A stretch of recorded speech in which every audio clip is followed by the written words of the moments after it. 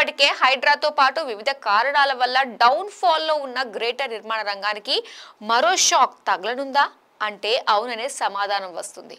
అవును, హైదరాబాద్ లో భవన నిర్మాణాల ఎత్తుకు సంబంధించిన ఆంక్షల్ని విధించాలన్న ఆలోచనతో రేవంత్ సర్కార్ ఉన్నట్లు తెలుస్తోంది. హైదరాబాద్ లో ఫ్లోర్ స్పేస్ ఇండెక్స్ FSI పై క్యాప్ ని విధించేందుకు కసరత్తు జరుగుతున్నట్లు ప్రచారం జరుగుతుంది.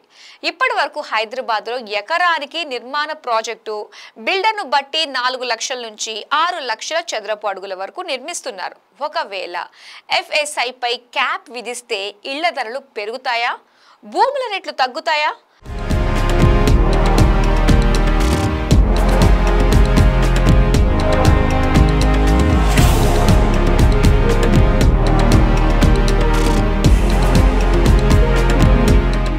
తెలంగాణ ప్రభుత్వం హైదరాబాద్ రియల్ ఎస్టేట్ రంగానికి మరో ఝలక్ ఇవ్వనుందా? ఇప్పటికే హైడ్రాతో పాటు వివిధ కారణాల వల్ల తగ్గుముఖం పట్టిన నిర్మాణ రంగానికి మరో షాక్ తగలనుందా అంటే అవును అనే సమాధానం వినిపిస్తోంది. అన్లిమిటెడ్ FSI పై ఆంక్షలు విధించడానికి ప్రభుత్వం కసరత్తు చేస్తోందని తెలిసింది.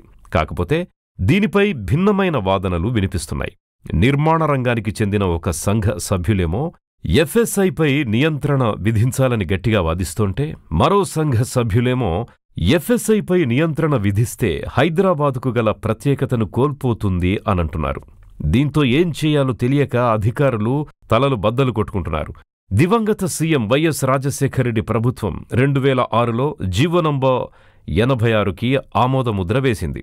దీని ద్వారా అపరిమిత FSI విధానాన్ని అందుబాటులోకి తెచ్చారు. 2012లో ఆ జీవోకి కాస్త మెరుగులు దిద్దింది ఆ తరువాతి ప్రభుత్వం.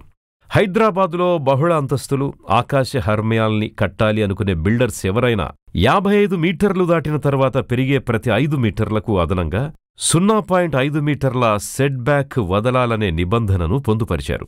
అంటే ఎవరైనా 55 మీటర్ల కంటే అధిక ఎత్తులో అపార్ట్మెంటును కట్టాల్సి వస్తే కింద నుంచి 0.5 మీటర్ల చొప్పున సెట్ బ్యాక్ను వదలాలి అనే నిబంధన ఉంది. దీంతో 1-2% మినహా అధిక శాతం బిల్డర్లు 20 అంతస్తుల్లోపే అపార్ట్మెంట్స్ నిర్మించేవారు.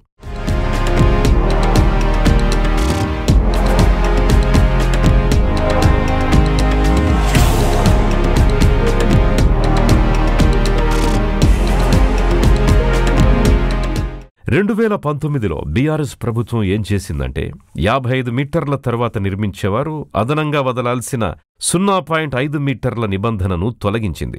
ఇందుకోసం హైదరాబాదుకు చెందిన ఓ నిర్మాణ సంఘం ప్రభుత్వానికి లేఖ ఇచ్చింది.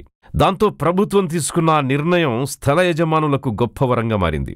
ఈ అన్లిమిటెడ్ ఫ్లోర్ స్పేస్ ఇండెక్స్కి తోడు సెట్ బ్యాక్ రూల్ లేకపోవడంతో ఎకరానికి కనీసం 15 లక్షల చదరపడుగుల్లో కట్టేవారు 4-5 లక్షలు నిర్మించడం మొదలుపెట్టారు. కొందరేమో ఎకరానికి 6 లక్షల చదరపు అడుగులు కూడా నిర్మిస్తున్నారు.